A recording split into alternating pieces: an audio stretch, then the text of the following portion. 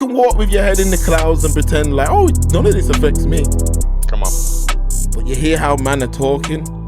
Now, this is all based off of a guy who decided to go into a play scheme and do what he did. Now, I understand that many people are using that to showcase their hate. Mark, let me get some detail, because you'll be able to, from your experience, real life experiences, because based upon, from what I know, maybe things are different, but when I'm out and about, children, schools, these kind of places are very different to how play schemes, all that kind of stuff, are very different to when I was at school, and when we're talking 90s, early thousands and all that. From mid-thousands onwards, based upon lots of incidents that were taking place at schools and stuff, schools are generally locked off, right? You can't just bowl into a school. You can't go into just bowl into a infant's place, a play scheme. Generally, you've got to get buzzed access. Is this something that's a reality for you, or are you finding that you can go to a children's dance place or whatever and can just bowl straight in and there's no kind of I mean, most of these places have coded locks and security doors and stuff, but it ain't. If you go there, it ain't hard to pretend to be somebody else to get in.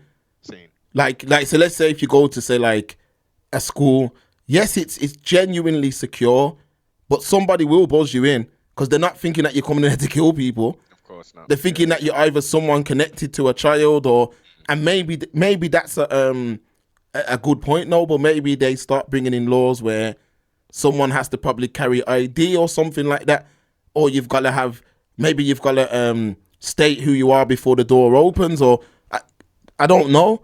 Well, no, let's unpack that part. I don't think a new law needs to be brought in. Usually, and again, this is experience, Mark. You buzz the thing. Who you here to see? So and so. Okay, give me a minute. Yeah. What's your name? Okay, yep. Bzz, you come in. Generally, don't get it wrong, there are places you buzz, oh, I'm here to see so and so, and they'll just let you straight in. That's not generally a young person kind of thing. This is like an office, a multiple shared office kind of thing, or something like that. Where children, education, I'm not let into places. When I'm going to see headmasters or operation managers and all that, I'm out there sometimes for a while before, okay. Let me just push you in. You wait in that corridor part here, separated from the from even getting into the proper part of the building. You're in the lobby, and then they're gonna come in and say, okay, let's come to my office kind of thing. There's stuff already in place, Zeppelin. It seems to me 100%. If that electronic system, the buzzing system was in place at where this tragedy took place, there was just hella lax with the thing. It was, there's definitely been I want to say failures at different parts of that story, and one day they will do some sort of they'll lay it out exactly what happened, and of course they were failed, but, and this is a big but, you got to think about the individual who targets children in the first place, and like you said, it does make you question, where's he come, why did he do that? What was his motive? Why did he decide to target children? So you got to think to yourself, this is a person who, we've heard the word mental illness thrown around a million times, but someone said it in the comments on YouTube. He had common sense enough to get into an Uber, to hide the weapon, to calmly enter the building and then do what he did. Like, how does that happen? And then look at what's happened after the fact. This has given a lot of, again, I always want to lead with this. Most of the people that you see are angry, but there are people who have used this to kind of fuel their campaign. And let's keep it real.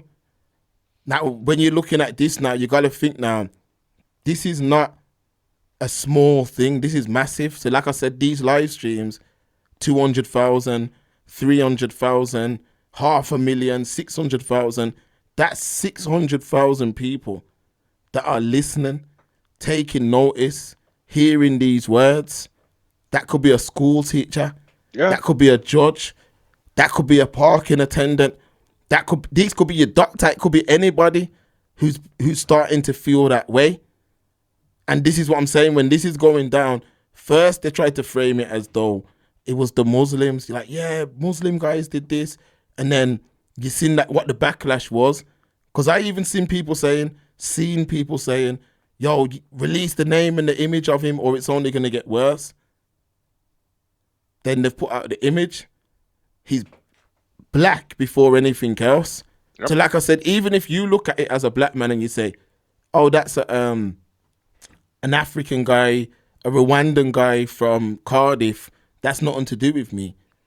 When an indigenous person, including Love is Blind crew's other half, they see a black man, they don't see Caribbean, they don't see black British, they don't see African, they don't see none of those divisions that we live by. None. They just see a black man. And they're even attributing that act to knife crime and stuff. I've even seen in some of the comments, they're saying that's all they sing about in music, stabbing and stuff. Now remember, these men that are singing about stabbing, they're talking about stabbing each other. Exactly. They're talking about stabbing other black. They're actually worse. Most of these gangs, all major cities, historically and present, are worse than what these groups are, because they are part of the problem within our community. They're a pestilence to our community. Exactly. Only to our community. Because they're the poster boys, because they're the ones who series are made after, films are made. This is why I say I'm consistent. Probably one of the most consistent podcasters out here. This is why I say all these films, all these, I'm talking about mans that are coming from this part and that part. I'm trying to showcase. We don't need no showcase of that. Because this is what it does. This is the picture that it paints. There's only probably 1%, 2% of our community who live like that. But the films are made about them. The music's made about them. The lifestyle's all about them. Mark, okay. A man goes to kill kids and he's being grouped in with drill rappers. Yeah. It ain't the same thing. But this is what I'm saying. The indigenous don't know that. Yeah, I've got everyone in the chat, big up yourself. I can see it. Xavier Facts, do you think the music will be targeted? Of course, because it's beyond a joke. I'll tell you straight, right now, black music's a joke. It's at the worst point ever. And I'm talking about all of it. All of it is a joke. It's an absolute joke. You go online, you're seeing these girls, all it's about whores, gangsters. It's all just the bottom rung of society. Hypersexualization of everybody. It was women initially, but hypersexualization of everybody is taking place. And look, again, let's go under. We've identified the destruction of all this filthy music and entertainment. Well, are these guys independent flipping moguls creating? So he's going through big corporations. So the corporations are eating off it, right? They're eating off the dysfunction and the disharmony and the self-hate being generated in these little poor, misguided youth killing each other for no reason. And then when something really happens, as Mark says, the driller man, the man that are gonna go right off on the up block, they're not actually protecting their block. They're allowing some of these knucklejackers to come around here and do the madness to harm people who look like you. We had incidents all over the place where things happen, where shop owners are doing craziness to members of the public, to civilians, and the so-called gangsters, and I'm using air quotes, the drillers, the steppers, they're steppers, aren't they? They're doing nothing, Mark. They're wetters. Nothing. They're not steppers, they're wetters. Because they're wet. Because how you only hate your own. This is what I'm saying. Now's the time now where you're going to see more. Like I said, most of the men are cowards. From you're only bad for black people, you're a coward. You're a coward. Because, like I said, all them poster boys that for years have been in the UK, non-productive, wasting time, just breeding a million girl, just doing all kind of foolishness, yeah? You're the poster boys. You're the one that the stories are told about. You're the one, when Netflix come with the check, they want your story told.